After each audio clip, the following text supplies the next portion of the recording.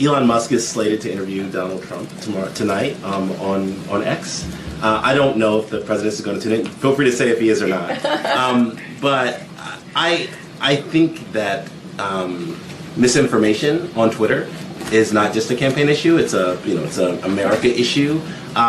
What role does the White House or the president have in sort of stopping that, or stopping the spread of that, or sort of intervening in that? Some of that was about campaign misinformation, but it's a wider thing. A few moments later. I want to talk about another thing where he talks about a policy that he may enact when he becomes president. Here's what he said he would do with the Department of Education if he becomes president.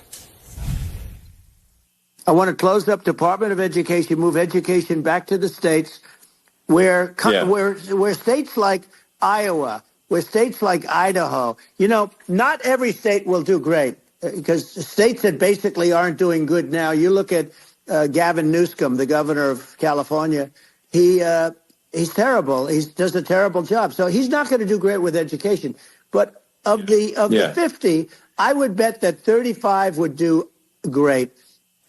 At the beginning, I want to close the Department of Education, which happens to be a major talking point of Project 2025, a project which Trump says he had nothing to do with. What's your response? He attacked your state. He went after the Department of Education. What do you think about this? Well, doesn't Donald Trump want our kids to be smarter than he is? I mean, that's kind of my first approach, is why would you want to punish the kids? Trump's Project 2025, it goes after women and their right to make decisions about their bodies, same-sex couples and their right to love who they want to love, and it goes after books and your ability to read them and have access to them at the library. But why can't we at least leave the kids out of it? And so he's just an unserious person, and he represents the past. Kamala Harris is talking about the future. When it comes to the border, she's got a solution for the border. She wants to solve the issue. He wants to scream about the issue. When it comes to our kids, she wants to protect them in their classrooms from gun violence and give them the tools that they need so they can compete for a job in the 21st century. I may be wrong. I may be absolutely wrong, but I'm pretty sure one of the problems that everybody had, the media, the European Union, and some other nuts out there, was disinformation. They were concerned about Trump and Elon promoting disinformation. So imagine my surprise when I started looking around this morning and all I could find was disinformation over and over and over again. I guess that's the feeling you get.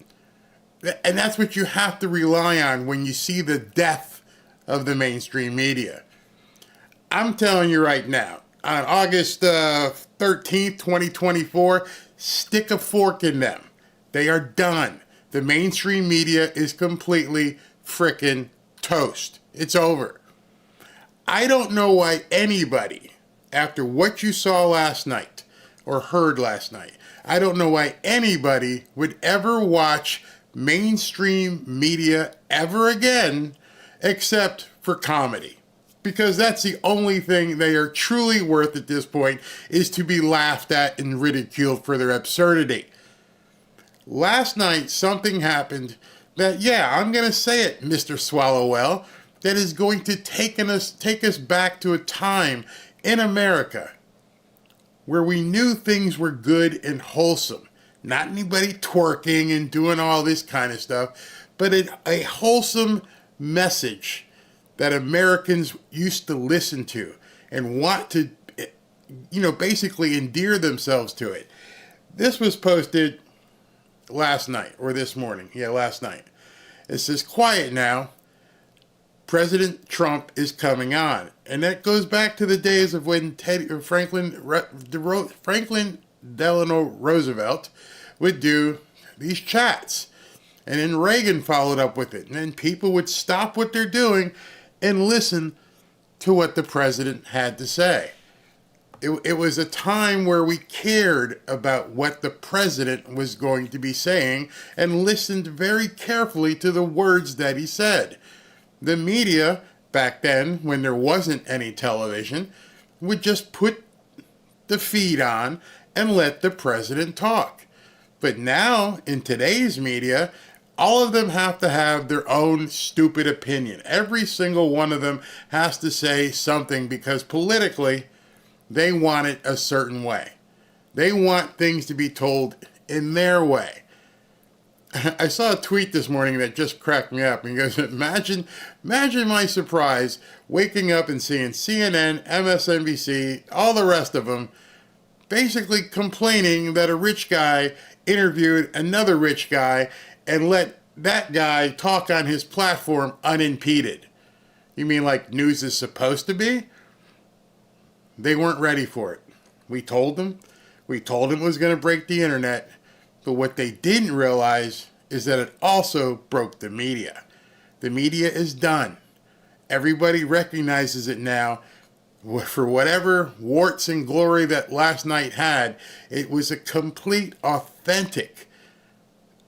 You can't deny that. The authenticism of what came through during that conversation. They're complaining because it was glitchy.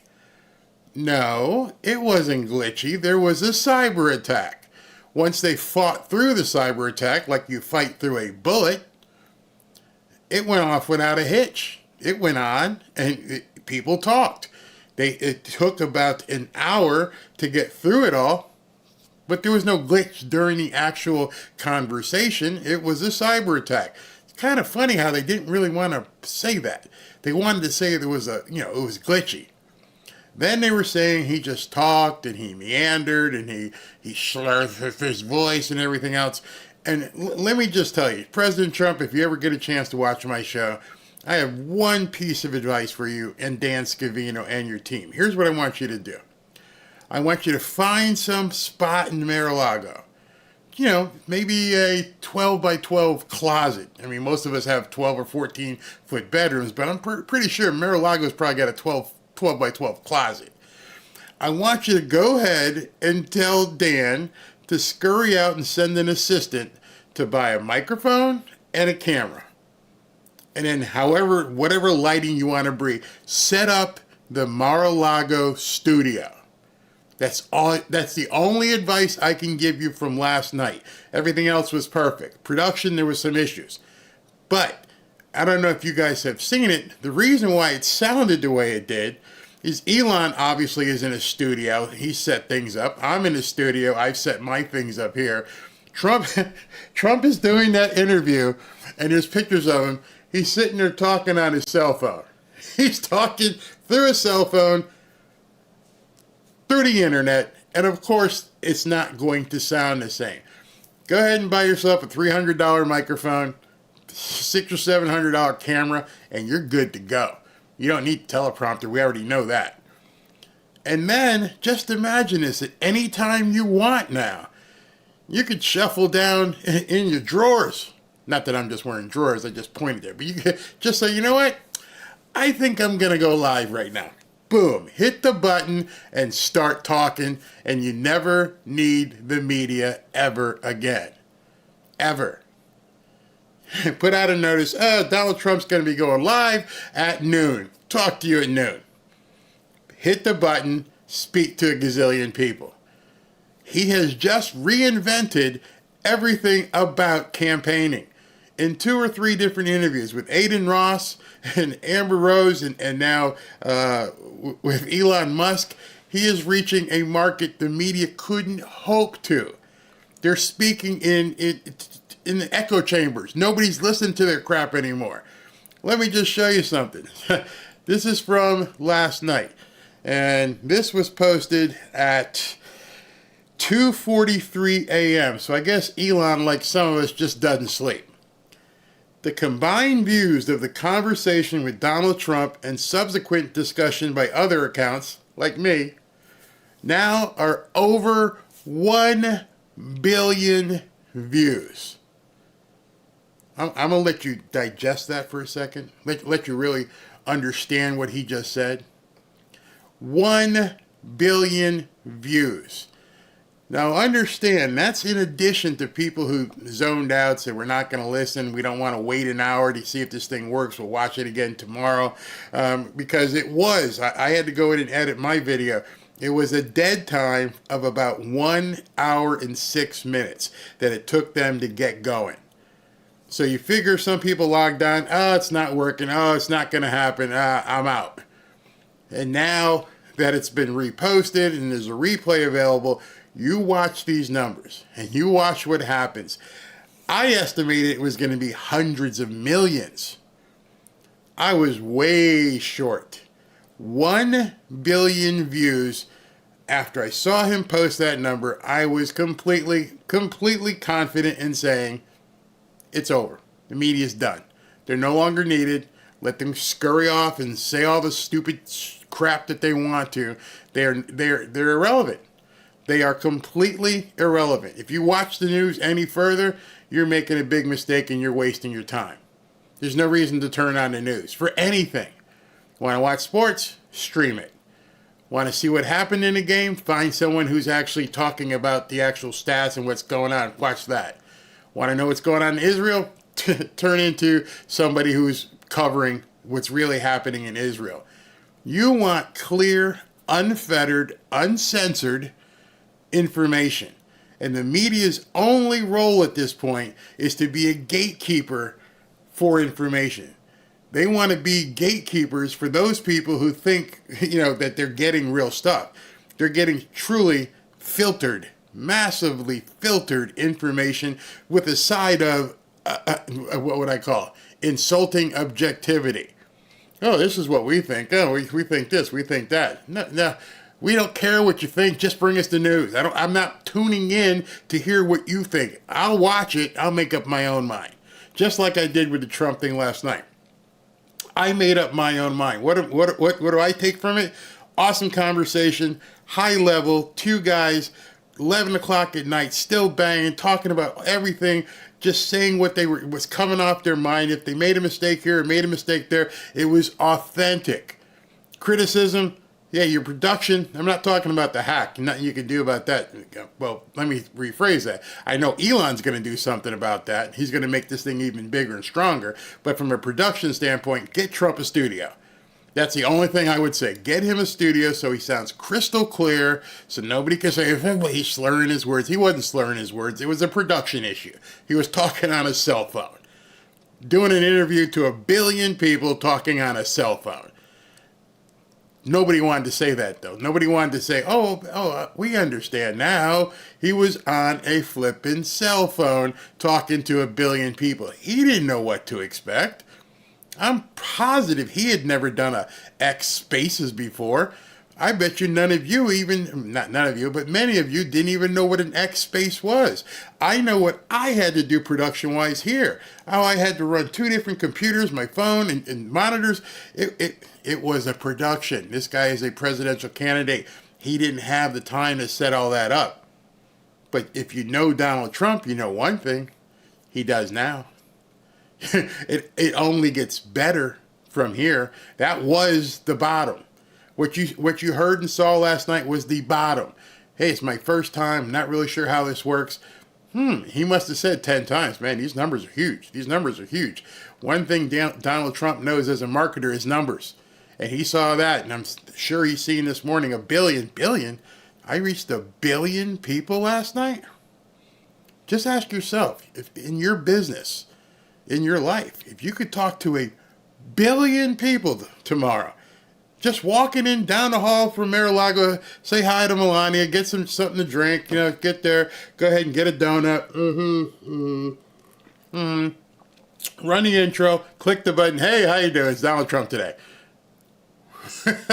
Whoa, he stepped into something last night that's going to change political marketing forever. Be ready for it. No more. In fact, just put it this way, and I'll end my talk about last night's production right here.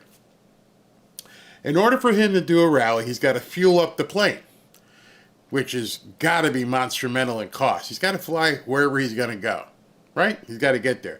He's got to move an entire entourage, a motorcade of all these people, pay all these people, coordinate with the Secret Service, have an advance team, rent the venue, make sure the venue's secured, bring in a sound system, build a stage. All of that have to keep paying, and you need to do it weeks in advance. Weeks, if not months, depending on the venue. Versus, I don't have to spend any money. Nope. This is free. Yep. All I need is a microphone and a camera and a couple lights. That's it. And I can flip the switch and talk to hundreds of millions of people. Yep. Yes, sir. That's all you have to do. So I'm going to go out in the field where people might want to take a pot shot at me. And I could talk to 30, 40, maybe even 50,000, maybe Wildwood, New Jersey. I could talk to 100,000 people, but I got to do all this? Yep.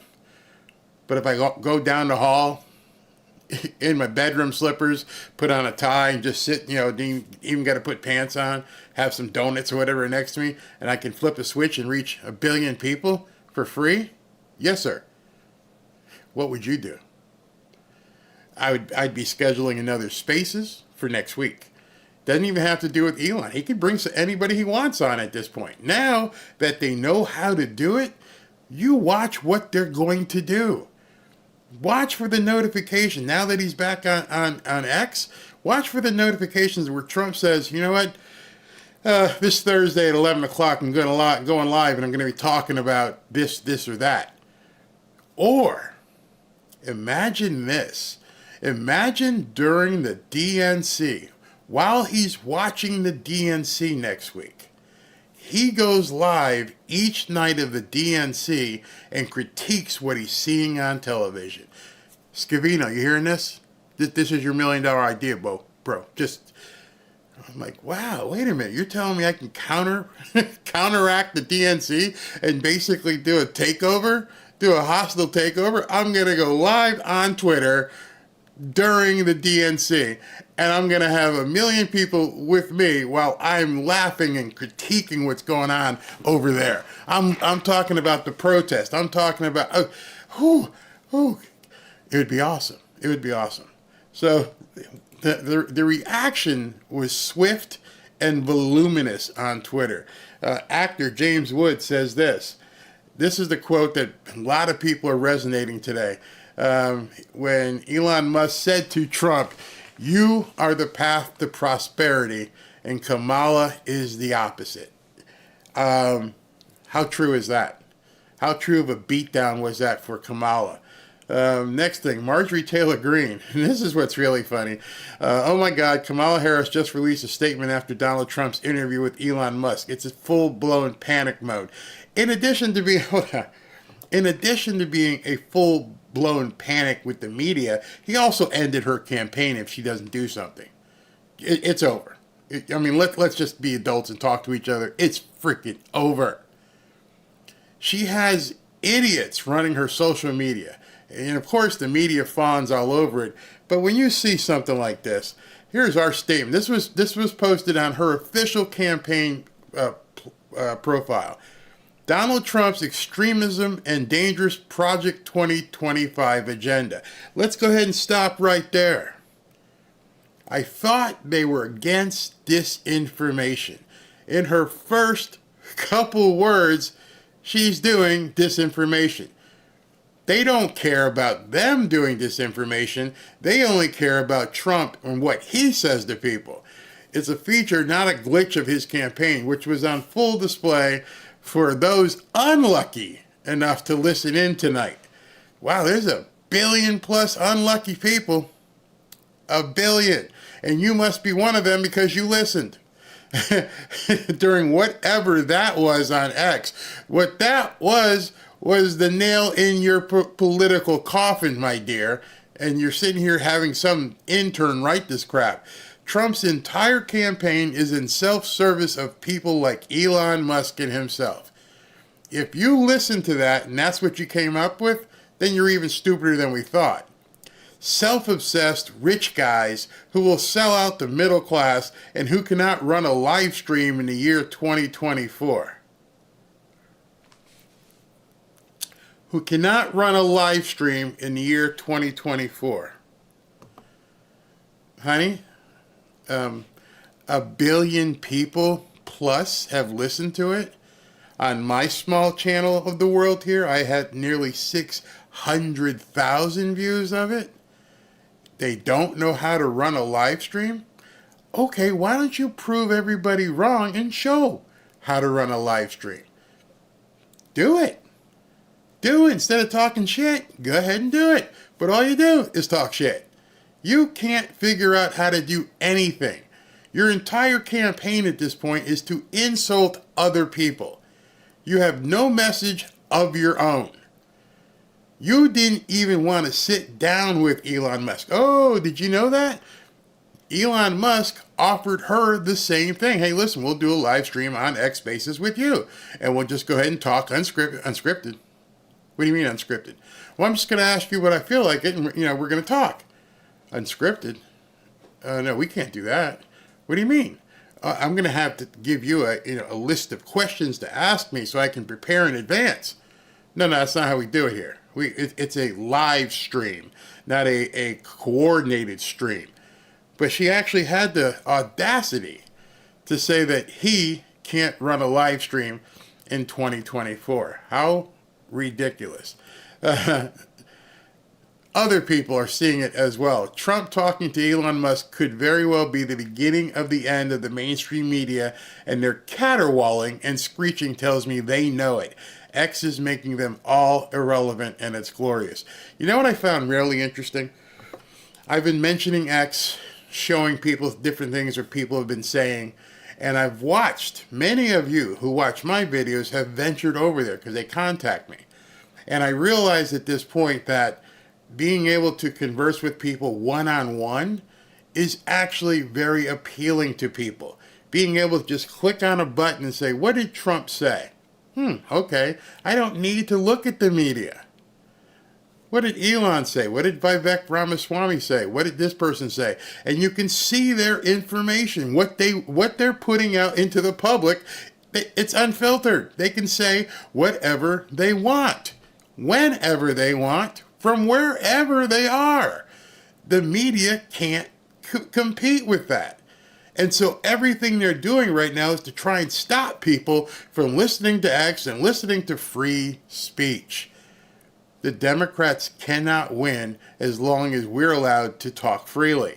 Their biggest weapon that nobody counted on was that Elon Musk would buy Twitter. If Elon Musk had not purchased Twitter, none of what you saw last night would have ever happened. In fact, people like me, people like Dan Bongino, Candace Owens, no, he would have been gone. We don't even want you to say anything here. And now the media is realizing it because they're trying to run the same playbook they ran in 2020 after they, started booting people off, where it was easy for Joe Biden to hide. Now everybody sees it and everybody's calling it out, and we don't. I posted a chart a couple days ago. I'm getting more live stream viewers than most of the networks are. It's that bad. People don't want to listen to them anymore. It's completely over. And then Elon Musk, and I think this is like one of the problems that they really have with Elon Musk, is that he has such a huge following. He puts this tweet out. What time did he put it out? 10:30 this morning. It's already got 1 million views. And he goes, a wall of negative headlines was so predictable. They're such NPCs, and he laughs at them. All this does is drive even more people to listen to the conversation, that Streisand effect I was telling you about, and realize how much the legacy media lies to them. It's beyond that. It's how much the legacy media hates you. They hate that you have the opportunity to interact with somebody like Elon Musk directly. Here's a collection of them. There's just so many. Let me just see if I can enlarge it. But not only are they predictable, but they're the mockingbird media. They all say the same stuff.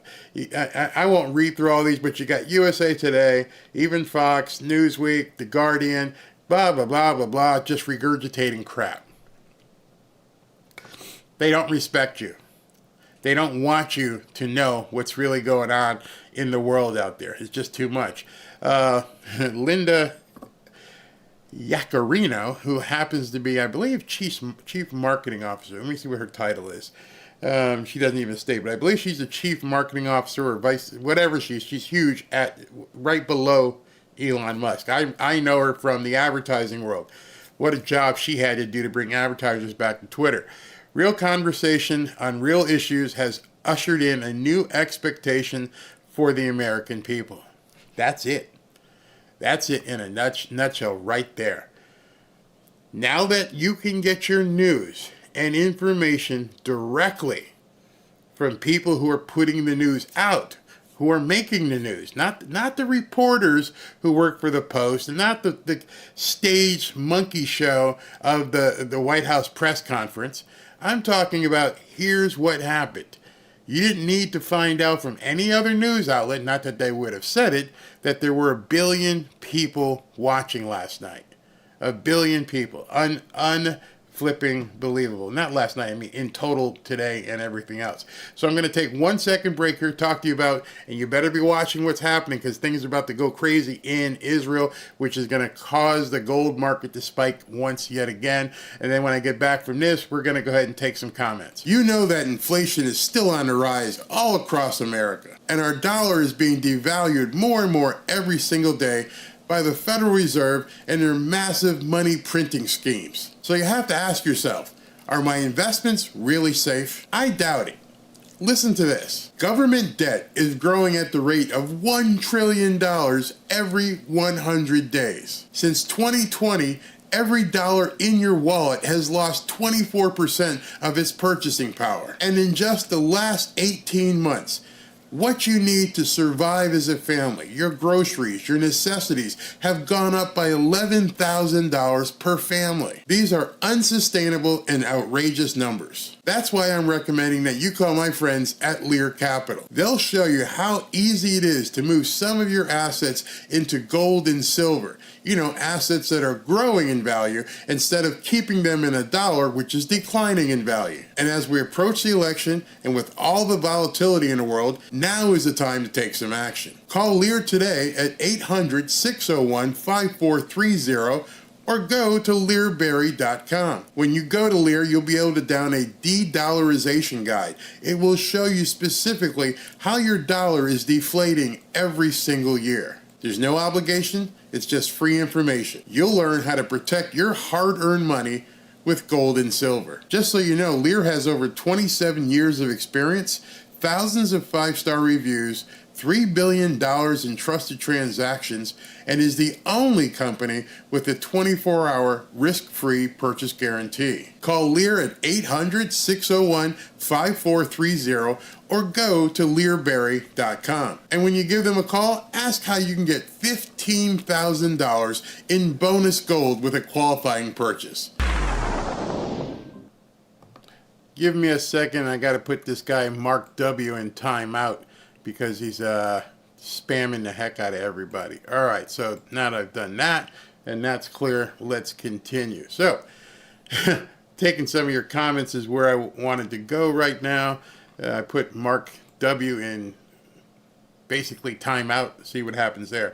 All right, so those White House press conferences are a friggin' joke. Voters get nothing from them, just spin. I would be embarrassed. You know, whatever job I do, I would love to do the best. When I get hired to do something, I want to do the best possible thing for the client, for my boss, whatever it is. In doing this, I want to do the best possible job that I possibly can in talking to you. I don't get the sense from reporters that they feel the same way. When Kamala's team put out something that, you know, Musk and Trump were being self-obsessive and basically being about themselves, that is, to me, become the definition of a reporter. They like that 2.5 minutes of TV time that they get answering a stupid freaking question. See, the problem with the debates that I've seen thus far is they don't talk about the top issues. When people say yesterday that Trump talked about dangerous hate speech, oh my God. Well, because immigration is one of the top issues. Sorry, that's it. That's the top issue. Do you find it odd that Musk opened the interview with the number one story of the year, maybe of the decade, maybe of the last 20 years, when he talked about Trump's assassination attempt.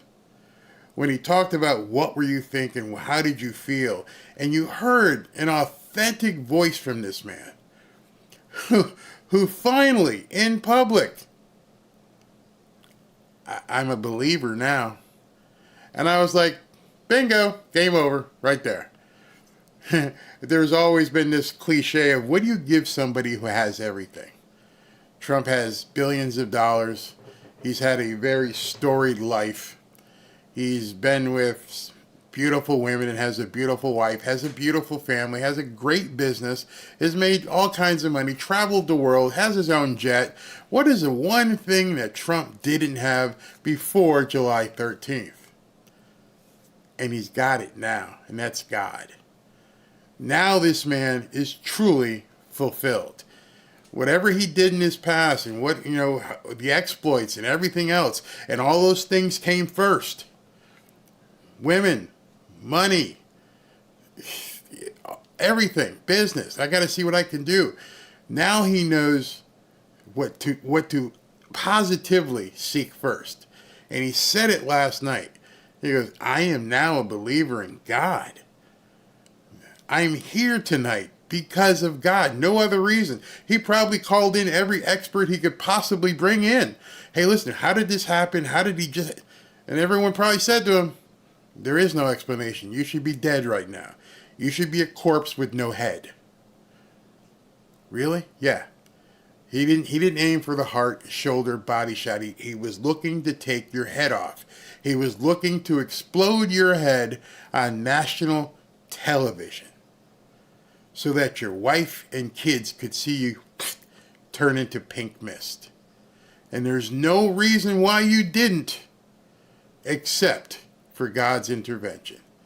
So understand right now, as much as you've been blessed with, gazillions, women, planes, jets, travel, presidency, you have been humbled, Mr. Trump.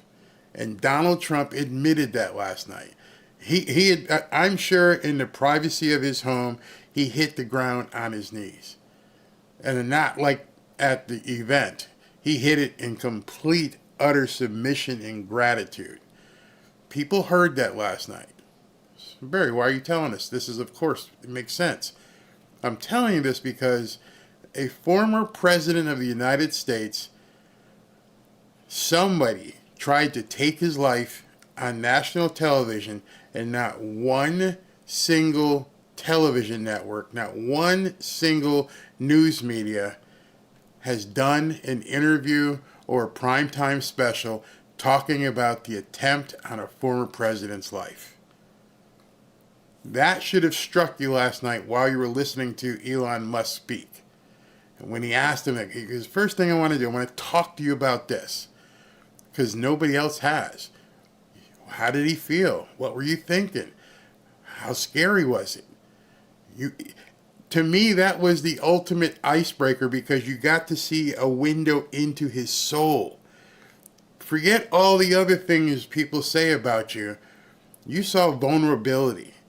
This was something that nobody has allowed Donald Trump to convey to people. At the bottom of things, I'm just a man.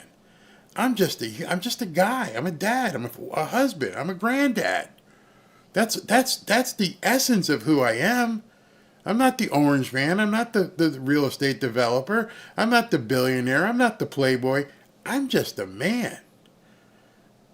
And you got to hear that last night, and it's a shame it's taking a month for anyone to hear that because nobody has wanted him on their shows to talk about that.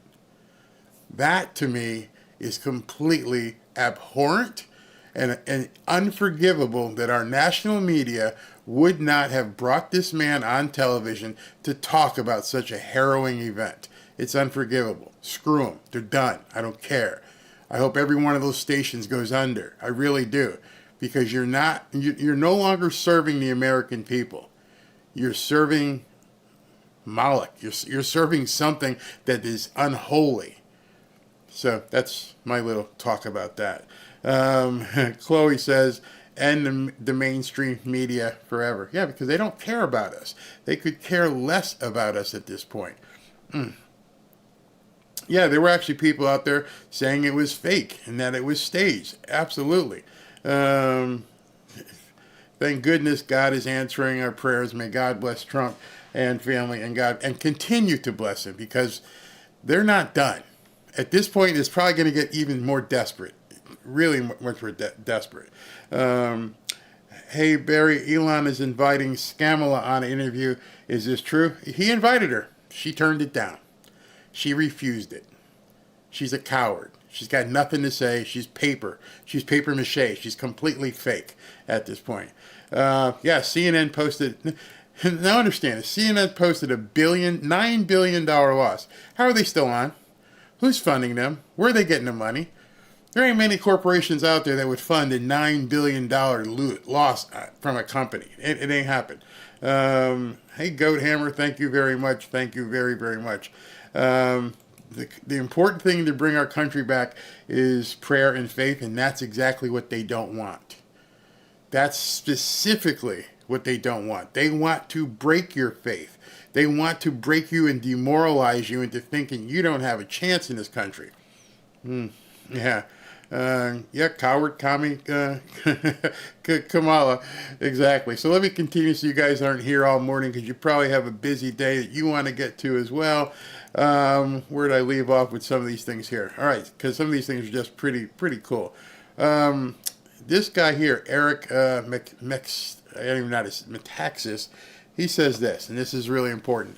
Trump's conversation with Elon Musk is going to be the game changer in this election.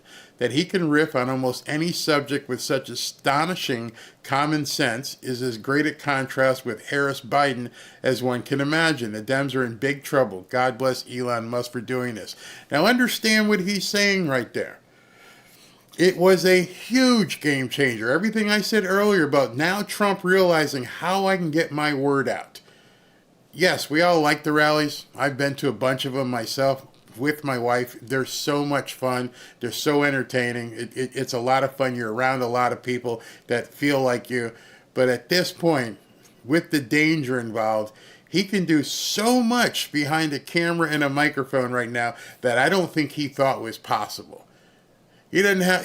He could bring on guests. He can do his own spaces. It's a game changer. He completely changed the game, and knowing that he's about numbers, he knows at this point what he can do with these numbers. Here's the media attempting to downplay Trump's historic space. An all-time record, but the media refuses to write about it because they are fake news. And they're talking about the billion people. That's not a small number.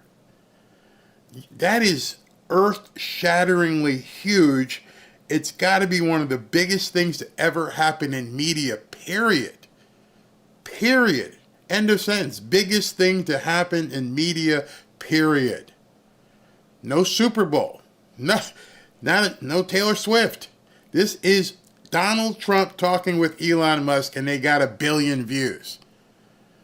And they don't want to talk about it. It's no big deal. Don't worry about it. No, just move on. It was self-serving. It sucks. Don't worry. They don't want to talk about it. They can't talk about it because it hurts them too much. This one's going to be something people are going to be looking at. So Melissa Tate, where's she from? I forget. One of those. She's got a blog or something. Elon Musk challenged the audience. He asked every one of us, which I'm sure drove them crazy, to look up the fact that Kamala's father, Donald Harris, was a Marxist communist professor. That's what she grew up around, a Marxist communist professor in her house. Now, my wife warned me before this show. She goes, understand, we're not responsible for the sins of our father. Absolutely right. She's my Jiminy Cricket. She let me know that. We're not responsible for the sins of our father unless we continue to do our father's work. You see, the problem that Kamala has is that her father was a Marxist communist, and we've seen she has the same traits. You know, that whole equality, equity thing she's talking about? We all need to end up at the same place. We're about the collective. Those words that she chooses are specifically the words of the Marxist Communist Manifesto. So, no, she is not convicted to be guilty of the sins of her father, except she's following in the footsteps of him. So she does need to be put on blast for what she's doing. Love what Piers Morgan said here. The usual suspects are all mocking Trump's X-Base's 2-hour conversation with Elon Musk. But A, it was really good, and B, Kamala Harris is hiding from all interviews in a way that's very cowardly by comparison to her rival. Excuse me. Not only is it cowardly, it should be disqualifying. If we had a real media, they would be talking about it. Because they're not talking about it indicates how in the tank for her they really are. But now, 1 billion people can see that contrast. Yeah, well, there's not 1 billion people in the United States, Barry, so what's the big deal? No. Now you also know why the EU was all freaked out about last night. There were so many people from different countries around the world were saying we need Trump back. It's not just about the United States. What's been happening around the globe needs to end, and he's the guy who can help usher that change in and end it forever. So that's what's really, really important. So Frank Luntz posted this, and he's talking about the Time magazine piece with Kamala Harris. If you guys haven't seen it, this is the picture that they put out. Made her look much different than she looks in person, but this is what they put out. And it says, perhaps the most telling sentence in this actual cover story of Kamala Harris, which they didn't put on the cover, they put her out. But if you look at the article, he goes, it's way down. Her campaign denied a request for an interview for this story. So understand this. Time magazine calls you, hey, listen, here's what we're going to do. We're going to do an article on you. We're going to make you look fantastic. We're going to create this picture. Hey, we're going to send it to you for your approval. How you like it? Yeah, good. Now, can we do an interview? No. What? Did you not just hear everything we're doing for you? We're going to write this glowing article. We're going to say you're the best thing since sliced bread. We're going to put this Photoshop beautiful face of you on the cover of millions of copies of magazines that nobody will read, and all we just want to do is have an interview with you? Can't do it. Think about that. Think about that. I can't go on Elon Musk. I can't do an interview in Time magazine, even though they are part of the home team. This is a magazine that loves you, wants to promote you, wants to say good things about you. Nope, can't do it. Okay, just checking in. Ben Shapiro, a politically aligned questionnaire speaking with a presidential candidate in a public forum before a large audience. That's not allowed. Only we're allowed to do that, says the media. It's over. I don't even know how to basically say it any more clearly than to say the media is done. The only way the media continues is if you, me, and other people continue to watch them. But there's no reason to watch them at this point. Again, talking about declining the interview. Oh my God, Kamala Harris is declining an interview with Time magazine. What a freaking coward. She's going to hide from the media the whole time because she's too dumb to answer a single question off script. Wow. I don't know if she's dumb. I know she comes across as a cacklehead. We've all heard all her laughing and stuff. But you have to wonder if it's more than that. Whoever's handling her doesn't trust her. Doesn't trust her to do... See, when you're in the White House and where the puppet master can say, click this button, sign that piece of paper, and do this. And you just do it. But I can't control you in an interview. I don't know what you're going to say. I can't put my hand up your butt and basically work the marionette. Because I don't know what they're going to ask you. And because I don't know what they're going to ask you, I can't trust you to give the answer I want you to give. I don't give a shit about your answer, Kamala. It doesn't matter. There's an answer we want to have out there. And if you don't give them the answer that we want, we're not going to be happy. She's owned. Absolutely owned. So Jim Scioto, I don't know if you know him, he's on CNN. And this thing was the biggest, unbelievable, ignoramus tweet of all time. Maybe not of all time. It's not an interview when the person asking the questions has endorsed you and is a donor to your campaign. This is how obtuse the media is. So Dan Bongino goes, it's not an interview when the people asking the questions are diehard liberals notorious for pumping debunked anti-Trump narratives like the PP tape hoax. They don't even realize how stupid they sound. This is what the CNN anchor put up there. It's not an interview when the person asking the questions has endorsed you and is a donor to your campaign. Every single one of your shows on CNN endorses Kamala Harris. Every single one of your hosts and people that have a show endorse Kamala Harris. But that's us. That's not him. This is why the media is in big trouble. They can't put their finger back in the dike. They can't plug the holes, and they're done. They are absolutely done.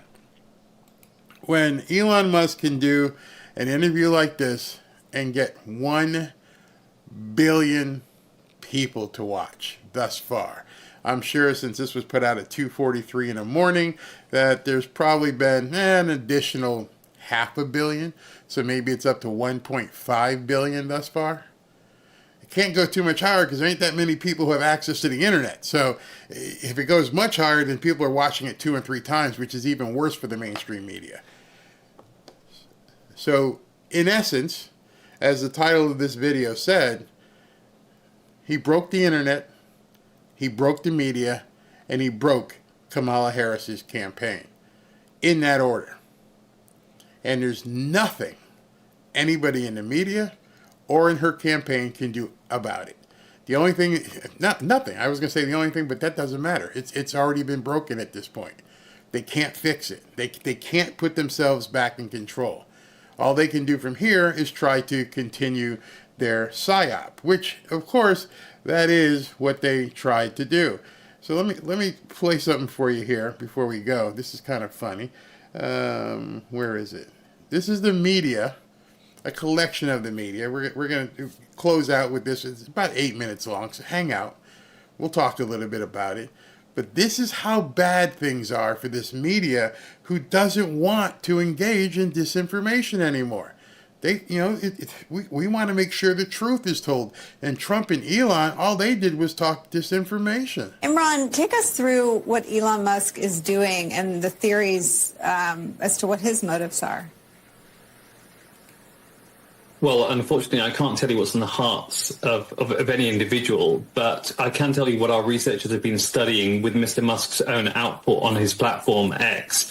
We examined posts about the US elections that he'd posted between January the 1st and July the 31st, identifying 50 posts that independent fact checkers found to be false. Now, those 50 posts had accrued 1.2 billion views. So you're already admitting at this point that he gets more reach than you guys. But notice he said independent fact checkers. Who? Who were the independent fact checkers? Doesn't mention that. And there were 3 main categories. There was an AI-generated fake video of the Democratic nominee, Kamala Harris, which had 100 million plus views. That's called satire. You know, something we used to laugh at. Back in the day, we used to have this thing called humor where you could make fun of certain things. So what you're saying is you're no longer allowed to make fun. No, fun's off the table. Humor is now an anti-communist objective. You can't talk about humor. You can't laugh anymore. There were claims that Democrats are importing voters. The Great Replacement theory, a really, really dangerous theory. I'm pretty sure we're seeing millions of people coming across the border, and then we're seeing also that some of these people in some of these states are being given driver's licenses, which then would allow them what, Mr. Squeaky Butt? It would allow them to vote. Lie that has led to bloodshed on American streets at the Tree of Life synagogue in Pittsburgh. It's the same conspiracy. Whoa. So he's saying that has led to what happened in Pittsburgh, a year ago? But somehow all the crimes that the newcomers have done You don't mention that, though, right? Have you ever said the word Lincoln, Riley? Theory that led to the Christchurch massacre in New Zealand and to the assassination of Joe Cox, a member of parliament in my home country, the United Kingdom. Dude, okay, you should just stop. Whoever's hosting this, I think it was Nicole Wallace, you should have stopped right there. When he said my home country, United Kingdom, I'm like, we can't talk to you. Your country is arresting people for memes. You are putting people in jail for social media posts. You're automatically disqualified. Nothing else you need to say. And 250 million views for claims that voting is vulnerable to fraud. Okay, so you're not allowed to say that voting is vulnerable to fraud. Well, hey, I know you're from the UK, but over here, we just saw a bunch of activities where people have been arrested for fraud in voting. We just saw that, they had to take off 150,000 dead people off the rolls of Georgia. We just saw them take 26,000 dead people off the rolls in Michigan. And we saw the Secretary of State of Michigan sue to leave the dead people on the rolls. None of the posts displayed a community note, which is odd because Mr. Musk says that community notes, the sort of the self-regulation scheme for posting, is a way of ensuring that it's an immediate way to refute anything false, are the exact words he said. Notice how he said scheme. He threw that in there as if it was BS. Well, you know what? The community notes aren't your weapon like the Krasenstein brothers wanted. You actually have to prove that something is wrong. If you see somebody post something in that you think is wrong, prove that it's wrong. I.e., if you hear the horse story about Tim Walz, sure, take him down. Can you prove that it's wrong? Nope. All right, that's why the horse stories are still up. None of them carried one of those community notes, and begs the question, is he suppressing notes on his own posts so that he's not showing his own users? But it does appear clear that he's abusing his privileged position. See, that's what the mainstream media does right there. They allow this guy to say this, and the host doesn't chime in, and their audience gets infected. It is a clear, is what he said, it's a clear abuse of his privilege. I'm just telling what he just said. To sow disinformation that generates discord and distrust in the electoral process.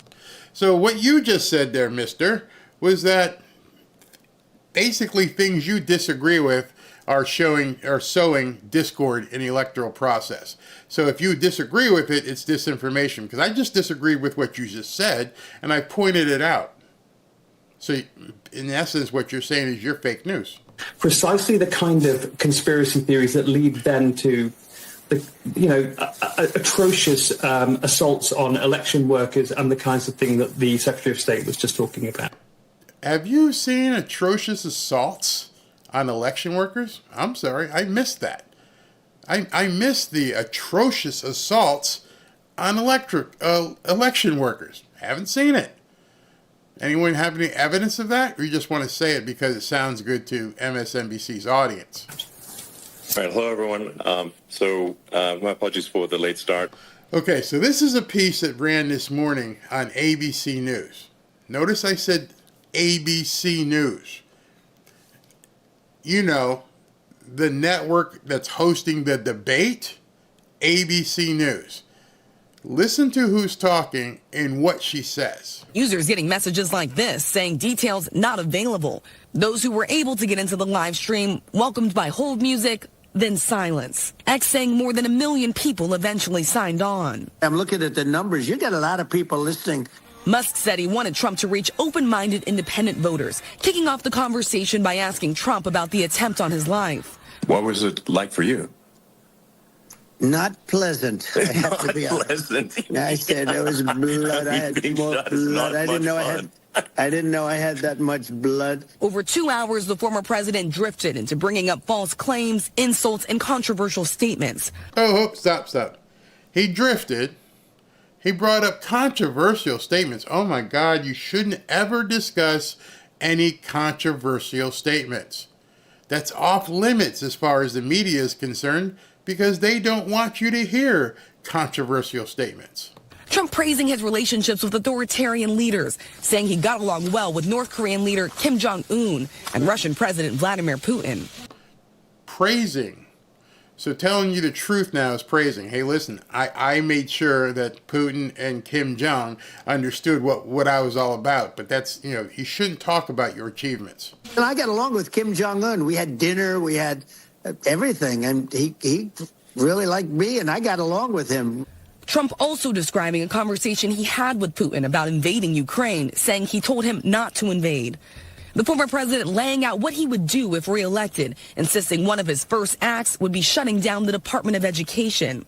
I want to close up Department of Education, move education back to the states where states like Iowa, where states like Idaho, not every state will do great. This is where I need an Elon Musk. I need somebody that has a lot of strength and courage and smarts. I want to close up Department of Education, move education back to the states. The Harris campaign highlighting that clip on social media and responding to the interview saying Trump's entire campaign is in service of people like Elon Musk and himself, self-obsessed rich guys who will sell out the middle class and who cannot run a live stream in the year of 2024. The Harris campaign also accusing Trump of slurring his words. That's not going to work, Kamala. You could accuse him of slurring his words, but you know what the best way to do that? And I'm pretty sure it was her who said it. Say it to his face. Stand up next to him and say you're slurring your words. And even if he was slurring his words, which he wasn't, you don't address the content of what he said. The former president brushing off dire warnings about the impact of climate change. The dire warnings, oh my God. The dire warnings because climate change is this thing that's happening somewhere, somehow. Saying rising sea levels will lead to, quote, more oceanfront property. And he promised the... You do realize that was a joke, right? He was making fun of you people. She reports it as news. Largest deportation in history, attacking Vice President Kamala Harris on the administration's handling of the border. You see, any criticism whatsoever, you'll notice it in headlines over and over. Attack. Attack. So if I say you suck at your job, it's an attack. If I say that you had 3.5 years to deal with the immigration problem, oh my God, you're attacking me. No, I'm saying you failed at what you do. Calling migrants non-productive people. Trump casting Harris as... No, he didn't say that. Very subtle. Understand what she just said. She said Trump called migrants unproductive people. Not at all what he said. Not even close to what he said. What he said was... the illegals who have no skill sets are unproductive people, which is true. But she left that part out because they want to twist the message. Liberal and attacking Jewish people who support her, repeating claims that have been widely called anti-Semitic. And I say, if you're a Jewish person or... widely claimed to be anti-Semitic. By who? If it's widely... why don't you cite a source? A source that everybody can check and say, oh, the blah, blah, blah, blah, blah says that what Trump said is anti-Semitic. Oh, but it's widely. What, people in your newsroom? Who? Who says it's widely anti-Semitic? If you believe in Israel, if you're a person that, is a very pro-Israel, if you vote for her, it's worse than Biden. And Biden was bad. But if you vote for her, you ought to have your head examined. Also at one point saying the new Time magazine cover of Harris looks like his wife. I saw a picture of her on Time magazine today. She looks like the most beautiful actress ever to live. It was a drawing. And actually, she looked very much like our great First Lady, Malala. Is that a bad thing? I'm trying to think if there was an insult there. I'm pretty sure he just called Kamala Harris beautiful. I'm reading it. I saw a picture of her on Time magazine today. She looks like the most beautiful actress to ever live. It was a drawing. Actually, it looked very much like a great First Lady. He continues. I think he calls her beautiful the second time. She didn't look like Camilla. That's right. But of course, she's a beautiful woman, so we'll leave it at that. How is that an insult? He just said she's a beautiful woman, so we'll leave it at that. We have now come to the exit on this crazy highway where calling a woman beautiful is considered an insult. This guy can't win for losing with the mainstream media. They put that in their piece because he called her beautiful. Wow. What would you have reacted if he said she's dog-faced pony soldier? And in a sign of just how much the former president has struggled to pivot to a new rival, Trump also spent time attacking President Biden, even though he's no longer in the race. Don't forget, I beat Biden. He failed in the debate miserably. Now, here comes your payoff. I want y'all to look. See if you remember who this face is.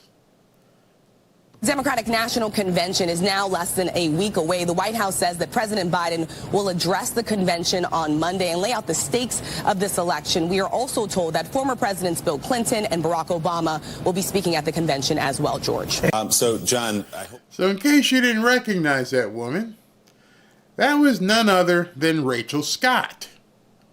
Barry, who the hell is Rachel Scott? I have no idea who Rachel Scott is. That's the same woman who went after him at the National Association of Black Journalists. This woman hates Trump. They can't even contain themselves. It's too funny at this point. It's just too funny. That's Rachel Scott, the same woman at the National Association of Black Journalists who was frothing at the mouth trying to go after him. It was just too much. It's too much here. At this point, the mainstream media is a joke. You can't say what you're saying because you have no free speech. No, they'll let you know what you're allowed to say. Controversial statements, he was telling the truth. Absolutely. Yep, this one here. But Joy Reid can go on MSNBC and call Republicans evil and Musk and try and protect the American people. They can say whatever they want. Those White House press conferences are a friggin' joke. Voters get nothing from them, nothing but spin. It doesn't get any better. Doesn't get any better. And so, to me, I think I've said it enough here tonight or this afternoon that the media is done. They're absolutely, completely done. They know it. We know it. Just avoid them. Just ignore everything they have to say. Yeah, that was somebody said Linda Brown gets Rachel Scott. Oh man, Barry, I missed that. Yeah, that's who it was. I put that last piece together so you guys could see the woman screaming like a banshee and making all those statements was none other than Rachel Scott, who was at the National Association of Black Journalists, who Trump just basically roasted, just toasted her. And she can't take it. She hates him and everything else. So I'm going to leave it there. Fantastic interview yesterday. Not just saying it. I did have some critique. Anyone says, Barry, you're in the tank. Well, I'm voting and I support both of these guys, but I do see some negatives. And I think, though, like I said, that was the bottom. That was your first foray. Every one of us who got in the pool for the first time didn't know what the hell we were doing. Some of us went under. Some of us, like me, still can't swim very well, but you hopefully get better. I get better at other things. My first time I lifted weights. What am I doing here? You try to get better. This one is an easy jump. This was his baseline. Hey, I screwed up. I used a telephone. I talked too close to the microphone. It sounded like, I was eating the microphone. People thought I was slurring words. You can see the video. He's got the phone like up in his face like that. And it's got to go through all this hardware and everything. It's not the best way to do it. That's going to get fixed. I guarantee you that's going to get fixed. I guarantee you that probably right now they're putting some sort of production studio together in Mar-a-Lago. He understands the value of what happened last night. I hope they do one once a week. I hope they keep doing them. I hope they use them to basically squash Kamala like a bug. And I really hope he does something during the DNC. I think it would be fantastic. All right, guys, I'm going to see you tonight at 7 p.m. unless something else breaks around 2:30. But until 7 p.m. tonight, I'm going to sign off. Thank you for joining me. I'm going to be doing these midday things. That's going to be my new shtick at this point, jumping in with something breaking. Thank you for showing up, and we'll talk to you again very soon. He broke the internet. He broke the media. He broke Kamala Harris.